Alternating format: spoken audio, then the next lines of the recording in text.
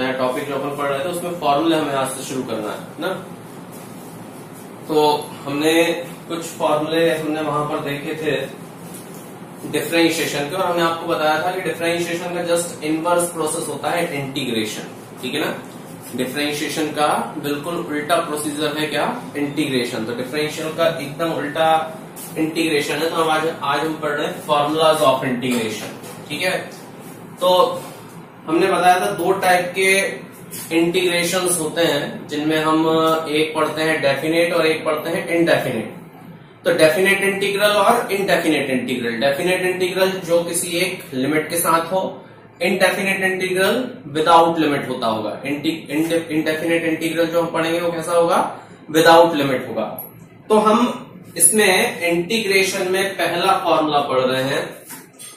अगर हमें कंडीशन दी हो इस तरह से, ये इंटीग्रेशन का साइन बनाया, हमें इंटीग्रेशन करना था x to the power n का dx के रिस्पेक्ट में। इसका इंटीग्रेशन करना था x to the power n का इंटीग्रेशन करना था, और किसके रिस्पेक्ट में करना था, dx के रिस्पेक्ट में करना था। तो ये कितना हो जाएगा, x to the power n+1 upon n+1। ये फॉर्मूला होता है पहला इंटीग्रेशन का। अगर आपको x to the power n दिया है और x to the power n का इंटीग्रेशन करना है dx के रिस्पेक्ट में, तो क्या फॉर्मूला बनेगा, x to the power n का x to the power n+1 upon में n+1। और हमने आपको बताया था कभी भी कोई भी एक इंटीग्रेशन होगा जो कि विदाउट लिमिट होगा, तो उसके बाद हमें हमेशा एक कांस्टेंट जोड़ना है।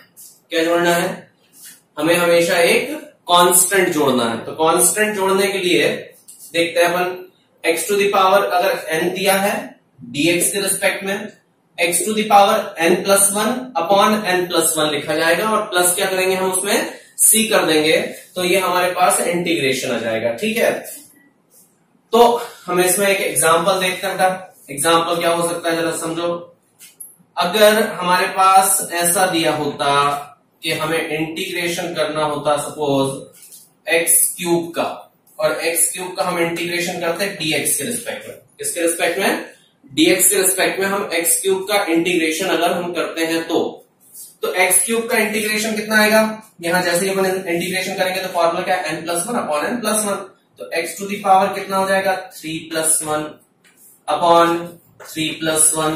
दैट मीन्स आंसर कितना आ जाएगा, आंसर में आएगा हमारे पास x to the power 4 upon 4, और साथ में क्या लिखोगे, plus c। x to the power 4 upon 4 plus c, बिल्कुल ठीक है। तो x to the power 4 plus 4 upon plus c। अच्छा, हमेशा याद रखें after integration we have to add a constant always, और क्यों जोड़ेंगे वो हम अभी आपको बताएंगे, ठीक है ना। इसी तरह से अगर हम इंटीग्रेशन करते हैं किसी दूसरी एक वैल्यू के लिए, हम ले लेते हैं suppose we have to integrate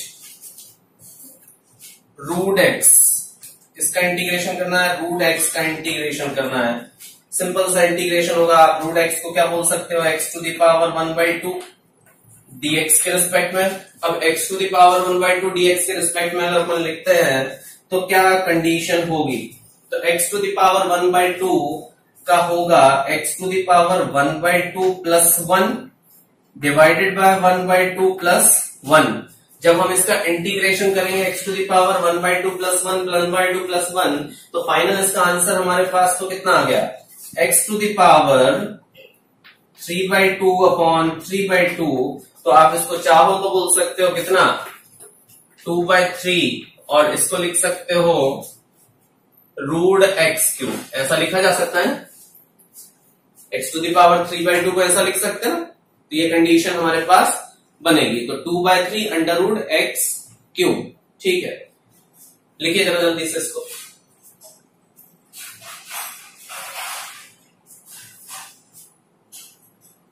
अच्छा, यहां पर एक चीज और लिख लेना, यहां n की value, here n is not equal to -1। यहां पर n की वैल्यू -1 नहीं है, ध्यान रखिएगा। n की वैल्यू -1 को छोड़ के कुछ भी हो सकती है, क्योंकि अगर आपने यहां पर लिख दिया है n की वैल्यू -1, मतलब अगर आप ये सोचो कि 1/x में भी यही फॉर्मूला लग जाएगा, क्योंकि 1/x को कई बार अपन लोग क्या करते थे, x टू द पावर -1 लिख देते थे। तो उस कंडीशन के लिए फॉर्मूला वैलिड नहीं है। तो x की वैल्यू -1 के अलावा कुछ भी हो सकती है। लिखिएगा जरा।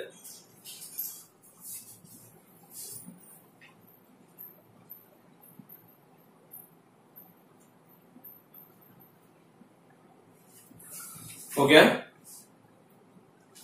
चलिए देखें आंसर हम इसके क्या क्या निकले हैं। आंसर इसके हम देखते हैं। सबसे पहले तो इसको लिख सकते हैं x टू द पावर -1/2, ठीक है। और x टू द पावर -1/2 का अगर हमें dx के रिस्पेक्ट में इंटीग्रेशन करना है तो -1/2 को हम कितना लिख देंगे, x to the power n+1 लिखना है तो -1/2 + 1 डिवाइडेड बाय -1/2 + 1, ठीक है। तो ये कितना हो जाएगा finally x to the power 1/2 upon 1/2। तो x to the power 1/2 upon 1/2 तो यहां बचेगा बेटा ये चला जाएगा 2 और यहाँ टू द पावर तो ये बनेगा कितना 2√x। अच्छा आप लोगों को ध्यान आता हो तो अपन √x का इंटीग्रेशन करते थे तो √x का इंटीग्रेशन आता था 1/2√x। √x का डिफरेंशिएशन आता था 1/2√x। तो 1/√x का इंटीग्रेशन कितना आ रहा है 2√x, ठीक है। तो इनवर्स चलेगा, अभी अपन और देख लेते हैं इसको किस तरह से बनता होगा।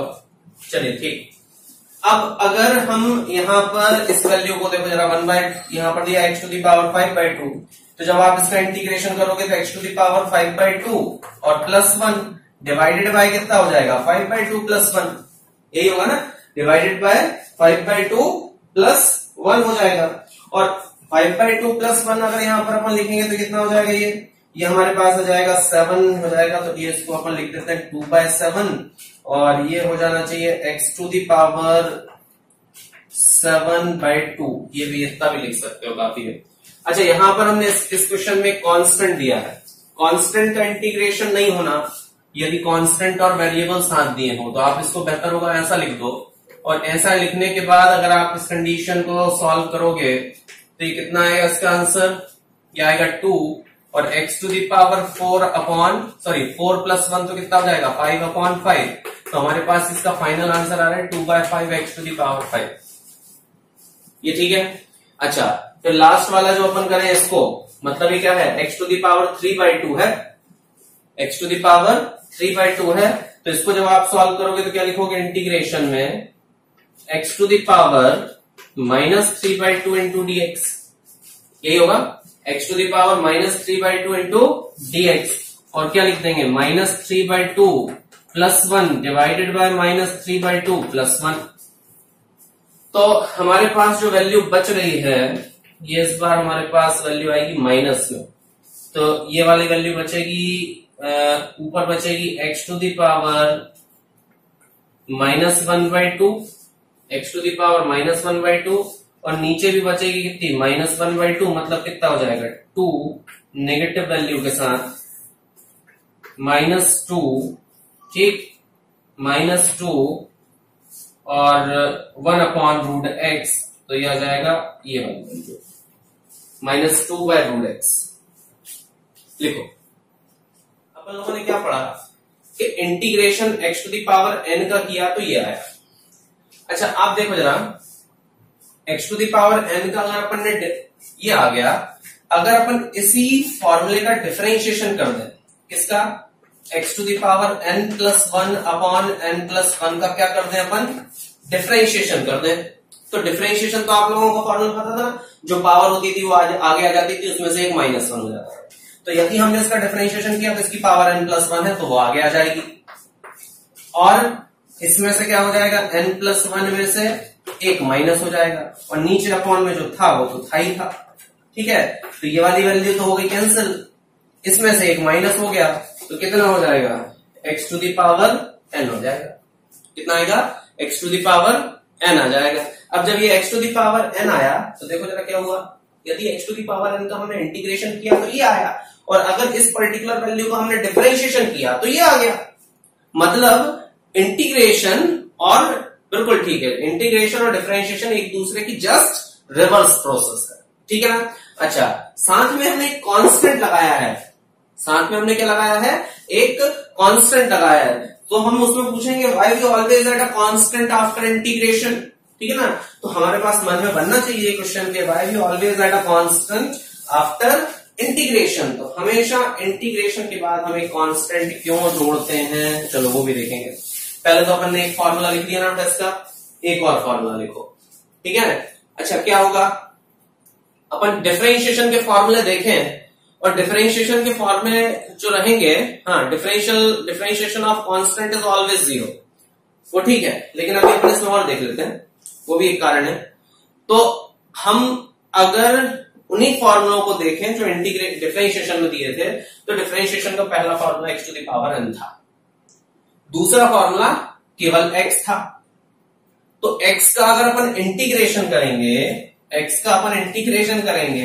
तो अंडरस्टूड है ना, इसकी पावर 1 है, तो कितना आएगा इंटीग्रेशन x स्क्वायर बाय 2, और साथ में क्या करना है, कांस्टेंट जोड़ना है।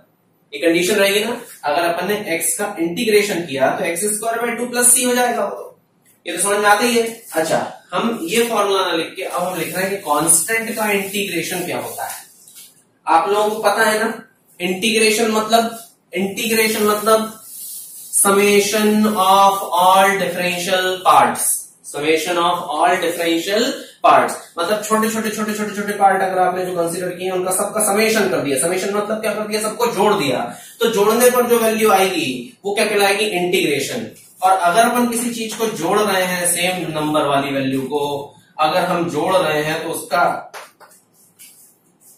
इंटीग्रेशन 0 तो नहीं हो सकता, जबकि डिफरेंशिएशन कांस्टेंट का कितना होता था, 0।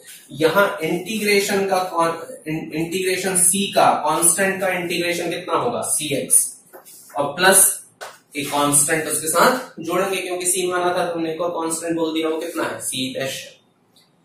अब हम यहां पर इंटीग्रेशन देखते हैं, हम यहां पर अब इंटीग्रेशन देख रहे हैं बेटा, कैसे कैसे इंटीग्रेशन होगा, जरा देखो, c ये वाली वैल्यू हो गई। अब अगर अपन ने यहां पर इंटीग्रेशन लिखा तो किसका इंटीग्रेशन करते हैं, चलो देखते हैं अपन लोग इंटीग्रेशन। तो हमने एग्जाम्पल लिखा, अब हम क्या कर रहे हैं, एडिशन सब्सट्रैक्शन भी इसमें यूज कर रहे हैं। Suppose we have to integrate 2x square plus 1 with respect to dx। इसका इंटीग्रेशन करना है 2x square plus 1 with respect to dx। क्या होगा इसका इंटीग्रेशन, सबसे पहले तो लिखने का तरीका देखो, कांस्टेंट को बाहर निकालो, इंटीग्रेशन करना है x स्क्वायर का, dx का अंदर मल्टीपल किया, ये हो गया। फिर अगला इंटीग्रेशन करना है किसका, 1 का, और किसके रिस्पेक्ट में करना है, dx के रिस्पेक्ट में करना है, ठीक। अब कितना हो जाएगा, 2, और x स्क्वायर का इंटीग्रेशन कितना आएगा, x क्यूब बाय 3 प्लस 1 का इंटीग्रेशन कितना हो जाएगा, 1x, डेफिनेटली, ठीक है। तो इसका हमारे पास कितना आंसर आ गया, 2/3 x cube plus x plus c, ये इसका इंटीग्रेशन आ जाएगा। लिखो जरा जल्दी से।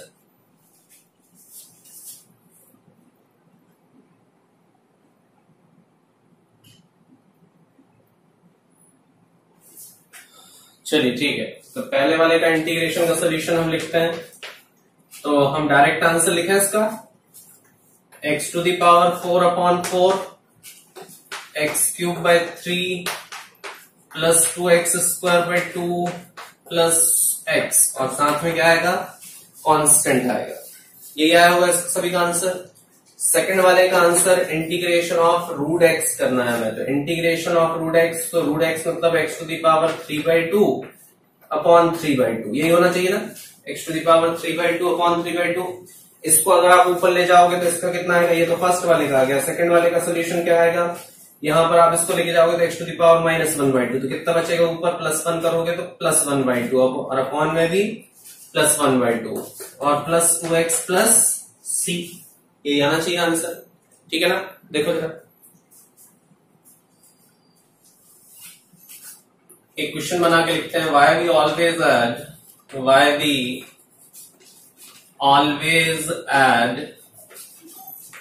a constant,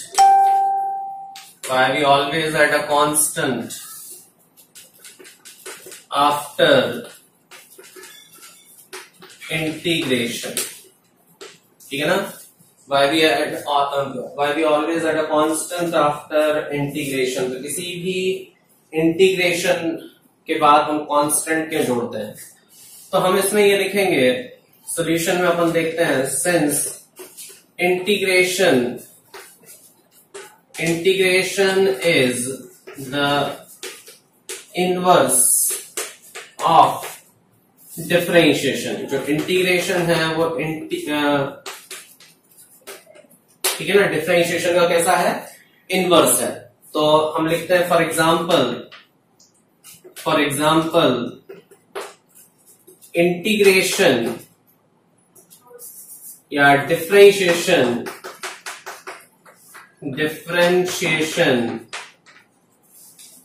of x cube is, अगर अपन ने डिफरेंशिएट किया किसको, एक्स क्यूब को, तो differentiation of x cube is, तो अगर हम बेटा डिफरेंशिएट करें एक्स क्यूब को, तो एक्स क्यूब को डिफरेंशिएशन कितना आएगा, देखो जरा यहां पर, ये होगा एक्स क्यूब का डिफरेंशियल किया तो कितना आ गया, बता जरा, 3x², ये आएगा।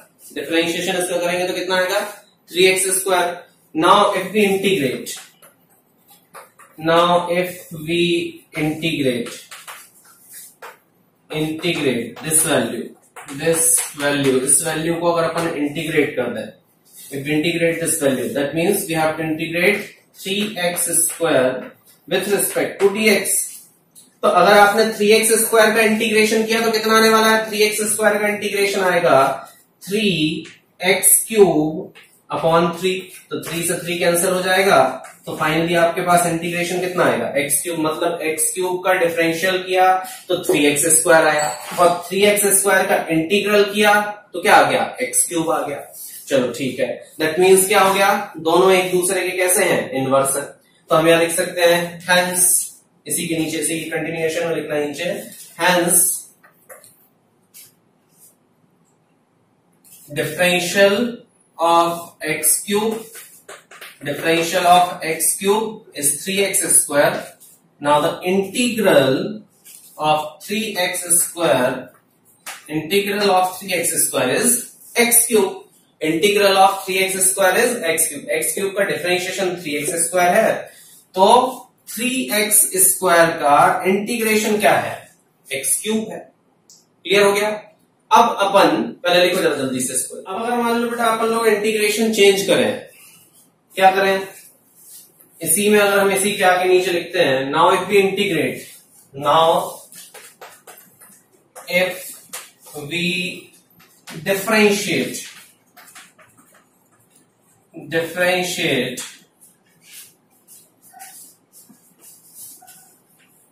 x³ प्लस 2, इसको डिफरेंशिएट करें x³ प्लस 2 को, तो अगर अपन ने डिफरेंशिएट किया बेटा, किसको डिफरेंशिएट किया, x³ प्लस 2 को, तो जब x³ प्लस 2 का डिफरेंशिएट किया तो कितना आया अपने पास, फिर से 3x² और 2 का कितना हो जाएगा, 0। And if we integrate 3x², then answer कितना होना चाहिए, x³ प्लस 2 होना चाहिए। आंसर कितना होना चाहिए, x³ प्लस 2। तो अब अगर अपन ने इसको इंटीग्रेट किया, 3x² का इंटीग्रेशन किया dx के रिस्पेक्ट में, तो कितना आ गया, 3x³ 3 से 3 कैंसिल, तो कितना आ गया, x³। अब आना कितना चाहिए था, x³ प्लस 2, x³ प्लस 2 आना चाहिए था, लेकिन नहीं आया, तो हमने उसका क्या लिख दिया, प्लस c। मतलब वहां पर हमने आपको बताया था कि c अगर आपने इंटीग्रेट किया होता सिर्फ x³ को, तो x³ का डिफरेंशियल कितना था, 3x²। 3x² का इंटीग्रल करते तो वापस x³ आ जाता। क्योंकि इसमें कोई कांस्टेंट यहां पर वैल्यू नहीं थी, यहां पर कोई कांस्टेंट वैल्यू नहीं थी, इसलिए सीधा सीधा आ गया। लेकिन दूसरे केस में हम क्या कर रहे हैं, x³ प्लस 2 का इंटीग्रेशन कर रहे हैं, डिफरेंशिएशन कर रहे हैं, तो इंटीग्रेशन में वाली वैल्यू नहीं आ रही। तो कहने का मतलब ये है यहां पर, hence we always add a constant, hence we always add a constant after integration whose value can be 0, जिसकी वैल्यू कितनी हो सकती है, depends upon the condition, depend upon condition, condition पे डिपेंड करेगा, ठीक है, कि उसकी वैल्यू क्या होगी और क्या नहीं होगी। लिख लीजिए जल्दी से। पहला फॉर्मूला हमने देखा, इंटीग्रेशन का फर्स्ट फॉर्मूला था, यदि x to the power n दिया है तो ये होगा x to the power n plus 1 upon n plus 1 plus c, ठीक है। अगर हमें सेकंड फॉर्मूला दिया होता एक कोई कांस्टेंट, तो कांस्टेंट का इंटीग्रेशन कर देते हैं, सी एक्स प्लस सी डैश, हमने कोई नया कांस्टेंट मान लिया। अब जितने फॉर्मूले हम इसमें पढ़ेंगे उसके इनवर्स कंडीशन हम बना रहे हैं। जितने भी डिफरेंशिएशन के फॉर्मूले थे उसका उल्टा हम लिखेंगे। जैसे log x का कितना होता था, 1 अपॉन एक्स, तो 1 अपॉन एक्स का इंटीग्रेशन कितना होगा बेटा, log x, साथ में क्या आएगा, c आएगा। फिर अगर हमने वहां पर इंटीग्रेशन पढ़ा था e to the power x का, तो e to the power x का इंटीग्रेशन कितना होगा, e to the power x, क्योंकि वहां पर डिफरेंशिएशन भी वही होता था। क्लियर ना। अच्छा, फिर अगर हमने यहां पर लिखा इंटीग्रेशन ऑफ साइन एक्स, तो साइन एक्स का वहां पर इंटीग्रेशन होता था कॉस एक्स, यही होता था ना। यहां पर साइन एक्स का इंटीग्रेशन आएगा बेटा माइनस कॉस एक्स, ये याद रखना है। साइन एक्स का इंटीग्रेशन यहां पर कितना होगा, माइनस कॉस एक्स। फिर हमने इंटीग्रेशन लिखना है, इंटीग्रेशन अगर हमने लिखा किसका, कॉस एक्स का, कॉस एक्स का वहां पर होता था minus sine x, cos x का इंटीग्रेशन वहां पर होता था क्या, माइनस साइन एक्स, यहां पर प्लस साइन एक्स होगा, plus sine x plus c, ये इसका इंटीग्रेशन आएगा। फिर हमने वहां पर इंटीग्रेशन पढ़ा था tan x का, कितना पढ़ा था वहां पर, sec square x, tan x का इंटीग्रेशन अपन ने वहां पर पढ़ा था sec स्क्वायर एक्स, तो यहां पर sec स्क्वायर एक्स का इंटीग्रेशन हो जाएगा और वो कितना हो जाएगा, tan x प्लस सी। आप लोगों ने वहां पर इंटीग्रेशन पढ़ा था किसका, tan का, फिर अपन ने पढ़ा था sec का, तो sec का कितना होता था, sec का इंटीग्रेशन होता था sec x into tan x, तो sec x into tan x का इंटीग्रेशन कितना होगा, वो होगा sec x, और sec x प्लस c हो जाएगा। क्लियर। फिर हमने इंटीग्रेशन पढ़ा है किसका, cot का, cot का पढ़ा था कितना, माइनस कॉसेक स्क्वायर एक्स, तो माइनस कॉसेक स्क्वायर एक्स का इंटीग्रल होगा कॉट एक्स प्लस सी, ठीक। फिर हमने वहां पर एक इंटीग्रेशन पढ़ा था माइनस कॉसेक स्क्वायर, ये तो किसका हो गया, ये गलत लिख दिया हमने ना, हाँ कॉसेक स्क्वायर एक्स, ठीक है, कॉसेक स्क्वायर एक्स, ठीक है। फिर वहां पर अपन ने पढ़ा था कॉसेक एक्स का, तो कॉसेक एक्स का कितना पढ़ा था, minus cot x into cosec x dx के रिस्पेक्ट में, ठीक है। तो इस particular minus cot x into cosec x का integration, minus cot x into cosec x का इंटीग्रेशन कितना आना चाहिए भैया, ये हो जाएगा कॉसेक एक्स। लिखो जरा जल्दी से पूरे।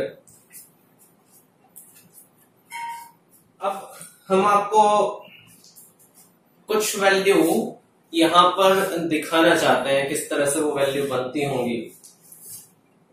आप लोगों ने पिछली क्लासों में हमने आपसे बोला था डिफरेंशिएट करो लॉग साइन एक्स को, इसको डिफरेंशिएट करो लॉग साइन एक्स को, और डिफरेंशिएट करो लॉग सेक एक्स को।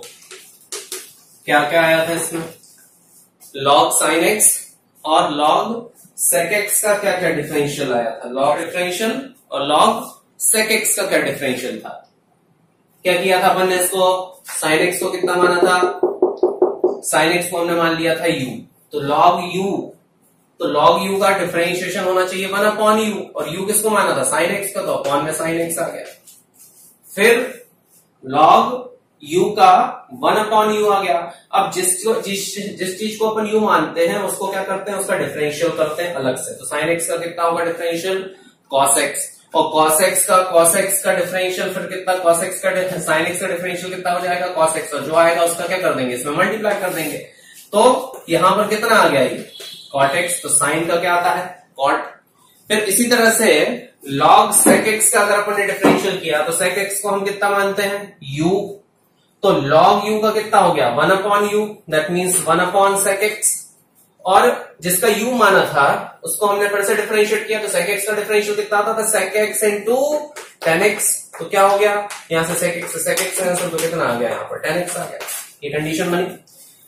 तो अगर हम यहां पर ये देखें कि log sin x का डिफरेंशियल cot x है और log sec x का डिफरेंशियल tan x है, तो देयरफॉर इंटीग्रेशन, हम फॉर्मूला बना लेते हैं, integration of tan x, what should be the integration of tan x, तो tan x का इंटीग्रेशन कितना होगा, it will be log sec x, उल्टा होता है ना, उल्टा होता है ना, तो ये उसका उल्टा हो जाएगा।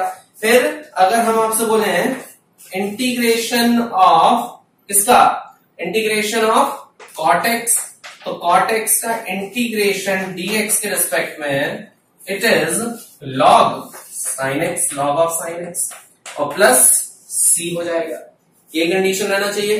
ठीक है, लिखिए जरा इसको। अब अपने पास बच रहा है log sec x और sec x, और हालांकि इन सब का इंटीग्रेशन हम प्रूव करवा सकते हैं, लेकिन अभी उलझना नहीं है अपन को, जितना याद रख सको उतना याद रखना है।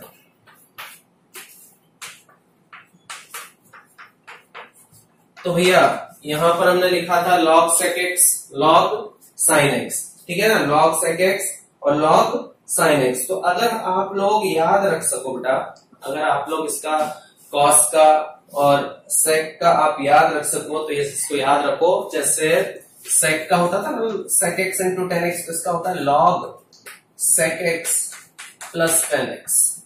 इसको और भी सिंप्लीफाई किया जा सकता है, लेकिन अभी आप इतना याद रखो, कितना याद रखना है, log sec x plus tan x। और अगर आप लोग log cos का याद रख सको तो किसका रखना है, log का क्या होता था, cosec x का कितना होता था, यहां पर अपन को लिखना है log cosec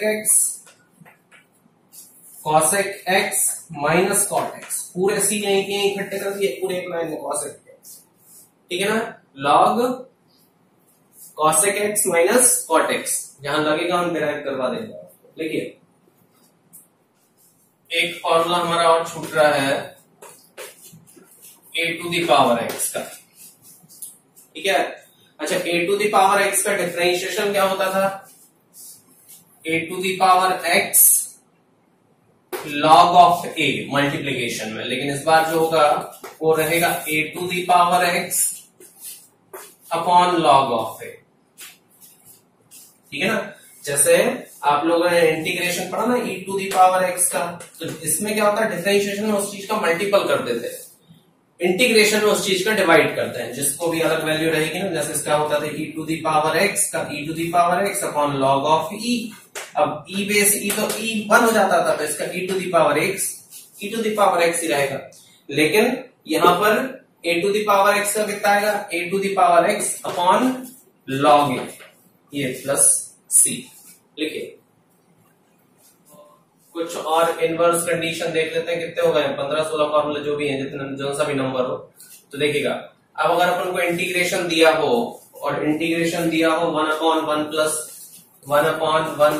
x स्क्वायर का, ठीक है, और एक इंटीग्रेशन दिया हो 1/√1 माइनस x स्क्वायर का, और एक तीसरा इंटीग्रेशन दिया है अपन और बड़े हुए वैल्यू पे लिखते जा रहे हैं, ठीक है ना, 1√x स्क्वायर ऑफ -1 का। इन सब वैल्यू का अगर अपन को इंटीग्रेशन करना है तो ध्यान रखिए कि अगर हम इसका इंटीग्रेशन करते हैं तो 1/1 प्लस एक्स स्क्वायर का dx के रिस्पेक्ट में जब आप इंटीग्रेशन करोगे तो आएगा बेटा tan इनवर्स x प्लस सी। ठीक है, आता है 1/1 माइनस एक्स स्क्वायर का काफी हद तक उससे मिलता जुलता है, साइन इनवर्स x प्लस सी।